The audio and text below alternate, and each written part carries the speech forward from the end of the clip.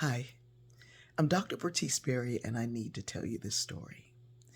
A dear sister friend contacted me, and she was telling me that a person said that they were going to unfriend her because she's always sharing my posts.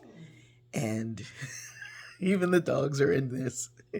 um, and they hate my post. This person said they absolutely hate my post, that I have zero awareness of the world, that I have zero understanding of public policy, that I have zero understanding of social justice. My posts are just drivel. And it would be very easy to refute any of that, except it's not necessary. Because every day I get up and I share these stories, and I start by saying, I'm Dr. Bertice Berry, and I want to tell you a story. I don't say I want to tell you about public policy. I don't want to say I want to tell you about social justice. I don't say I want to tell you about the world. All I do is tell a story because I have a very keen awareness that we are wired for narrative. And when I share a story with you, it awakens a story within you. You hear, remember, recall, recollect the thing that you need to know to remind you that we all carry a spark of the divine within us. And with the hopes of creating this collective consciousness within us that reminds us and tells us that we are connected. Through these stories, connections are made, relationships are built, and first with our own self. I saw the news last night and saw the violence and the hatred globally and also nationally. People who struggle with their own, at a micro level, their own mental wellness, turn that into hatred.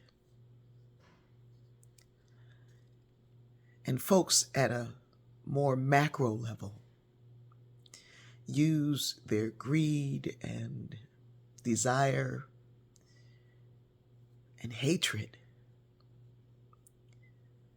to fight wars against people they've never met. All I seek to do, all I need to do, is what I feel called to do.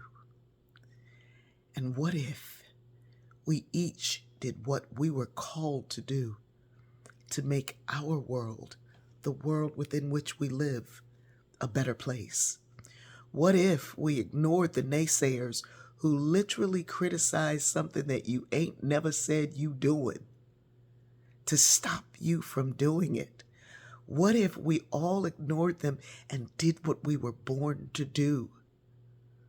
What if you were born to paint, to draw, to sing, to grow vegetables in a garden that yields too much for just you to eat? And it forces us to get out and share whatever it is that we have and are and do. Whatever it is that I know that got me to here, maybe, just maybe, it will help somebody else.